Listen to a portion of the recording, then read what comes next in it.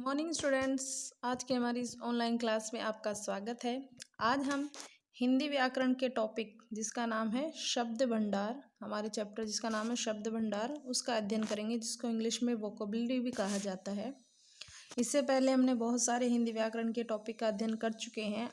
शब्द भंडार के अंदर हम पर्यायवाची शब्दों के बारे में जानेंगे, विलोम शब्दों के बारे में जानेंगे, श्रुति सम भिन्नार्थक शब्दों के बारे में जानेंगे, अनेक शब्दों के लिए एक शब्दों के बारे में जानेंगे। ऐसे बहुत सारी चीज़ें हैं जिनके बारे में हम इस शब्द भंडार के जो हमारा अध्याय है उसके अंदर हम इनके बारे में जानेंगे। चलिए शुरू करते हैं। सबसे पहले हम पर्यायवाची शब्दों के बारे में जानते हैं।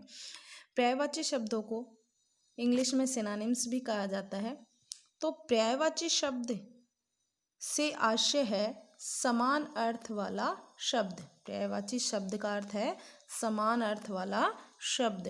अर्थ में समानता रखने वाले शब्दों को एक समूह विशेष में डाल दिया जाता है। यानी जो शब्द अर्थ में समानता रखते हैं, ऐसे शब्दों को एक समूह विशेष में डाल दिया जाता है और उन्हें पर्यायवाची या समानार्थी शब्द कहते हैं। यह शब्द बोलने में भिन्न लगते हैं, मतलब बोलने में ये अलग अलग लगते हैं, परंतु इनका अर्थ एक ही होता है। जैसे कोई बच्चा है जिसको घर पे चिंटू कहा जाता है, उसके स्कूल में उसका नाम दूसरा होता है, तो होता वो एक ही है पर उसके नाम दो होते हैं। ऐसे ही जो शब्द दिखने में बोलने में भिन्न लगते हैं परंतु उनका अर्थ एक ही होता है, ऐसे शब्द पर्यायवाची शब्द या समानार्थी शब्द भी कहलाते हैं। अब हम पर्यायवाची शब्दों की परिभाषा जानेंगे कि पर्यायवाची शब्द किसे कहते हैं। इसकी परिभाषा है समान अर्थ प्रकट करने वाले शब्दों को पर्यायवाची या समानार्थी, यानी इनका अर्थ समान होता है इसलिए इनको समानार्थी शब्द भी कहते हैं। यानी समान अर्थ प्रकट करने वाले शब्दों को पर्यायवाची या समानार्थी शब्द कहते हैं। ये हो गई हमारी पर्यायवाची शब्द की परिभाषा की पर्यायवाची शब्द किसे कहा जाता है। तो समान अर्थ प्रकट करने वाले शब्दों को पर्यायवाची शब्द या समानार्थी शब्द भी कहते हैं। जैसे कुछ यहाँ पर्यायवाची शब्द दिए गए हैं। सूरज को हम सूर्य भी कहते हैं, रवि भी कहते हैं, दिनकर भी कहते हैं और भानु भी कहते हैं। यानी ये इसके अलग अलग नाम हैं पर ये है सूरज। यानी बोलने में देखने में ये शब्द भिन्न होते हैं, अलग अलग होते हैं, परंतु इनका अर्थ समान होता है। अगला उदाहरण हमारा आँख को नेत्र भी कहा जाता है, लोचन भी कहा जाता है, चक्षु भी कहा जाता है और नयन भी कहते हैं।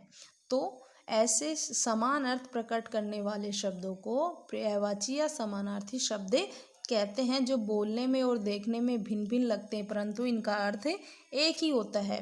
अब हम पर्यायवाची शब्दों का अध्ययन करना हमारे लिए क्यों आवश्यक है, क्यों जरूरी है। तो सुव्यवस्थित वाक्य रचना, यानी सही वाक्य रचना करने एवं सशक्त अभिव्यक्ति, अपनी बात को स्पष्ट रूप से सामने वाले के सामने रखने के लिए पर्यायवाची शब्दों का ज्ञान आवश्यक है। यानी पर्यायवाची शब्दों का ज्ञान हमारे लिए क्यों आवश्यक है। सुव्यवस्थित वाक्य रचना, वाक्य की रचना सही तरीके से करने के लिए और अपनी बात को मजबूती के साथ सामने वाले व्यक्ति के सामने रखने के लिए हमें पर्यायवाची शब्दों का ज्ञान होना आवश्यक है। चलिए हम कुछ अन्य जो पर्यायवाची शब्द हैं उनके बारे में पढ़ते हैं। जैसे अग्नि है शब्द हमारा, अग्नि को आग भी कहते हैं, अनल, ज्वाला और पावक भी कहा जाता है। अश्व शब्द है हमारा, इसको अश्व को घोड़ा भी कहा जाता है, घोटक भी है, वाजी। आकाश के पर्यायवाची हैं नभ, गगन, अंबर, व्योम। अमृत शब्द के पर्यायवाची हैं सुधा, पीयूष, सोम, अम्य। रात से आप अच्छी तरह जानते हैं, रात के पर्यायवाची हैं रजनी, निशा, रात्रि, यामिनी।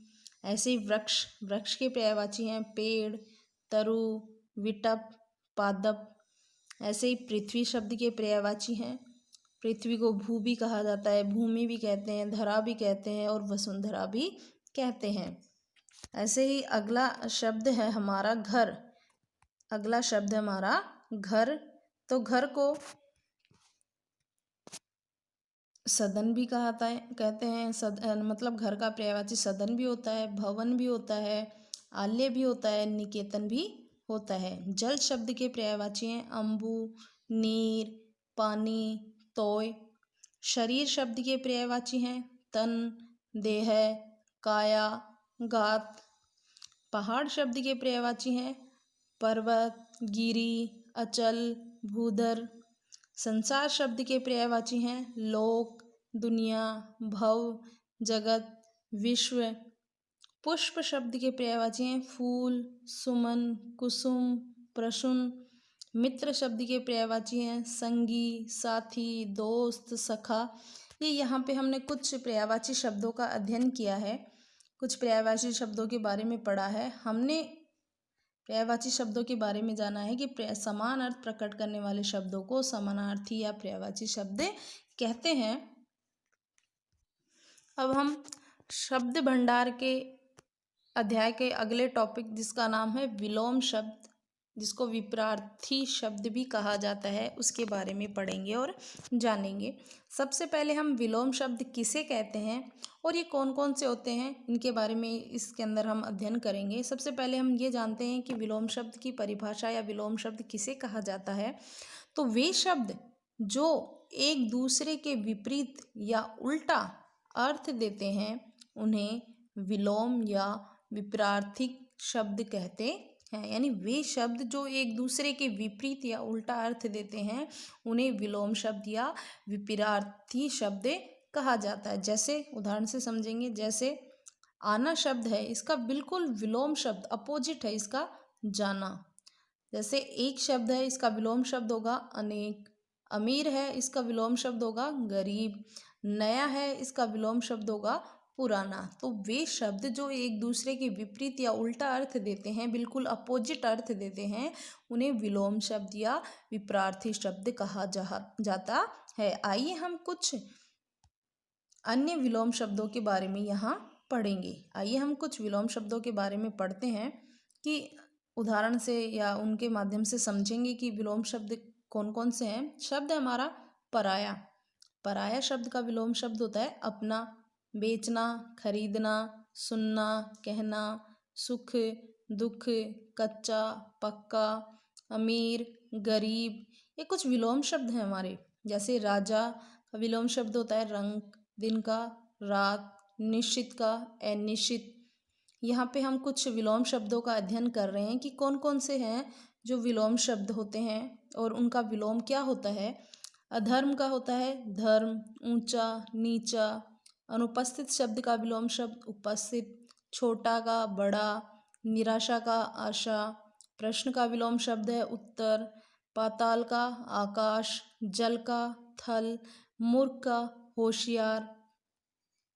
मूर्ख शब्द का विलोम शब्द है होशियार।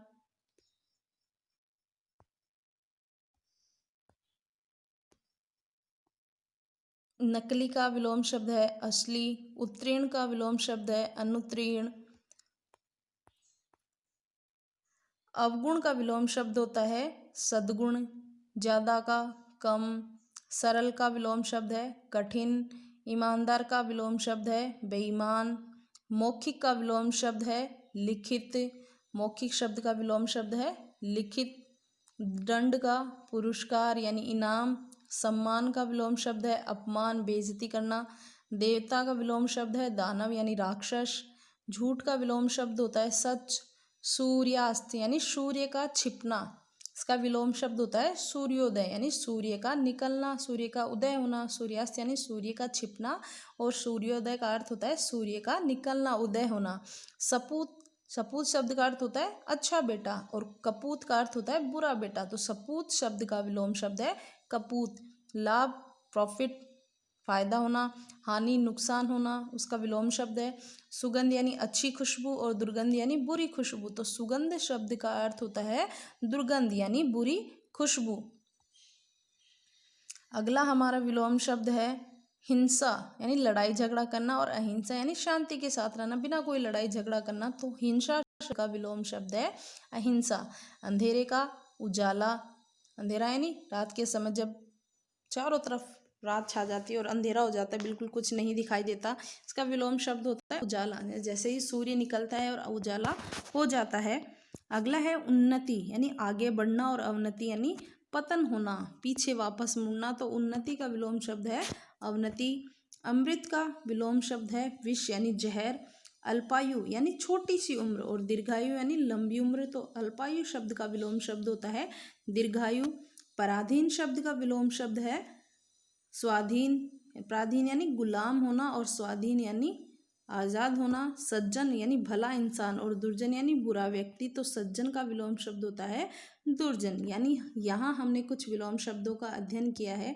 आज की अपनी इस क्लास में हमने विलोम शब्दों के बारे में जाना, पर्यायवाची शब्दों के बारे में जाना। मैं चाहती हूँ कि आपको जो ये होमवर्क दिया जाता है, आप सब अपनी फेयर नोटबुक में करें और इन शब्दों के बारे में अच्छे से जानें, ताकि वाक्य रचना करने में और अपनी बात को स्पष्ट रूप से सामने रखने के लिए आपको कोई समस्या ना आए। तो इसलिए हम विलोम शब्दों का और पर्यायवाची शब्दों का अध्ययन करते हैं।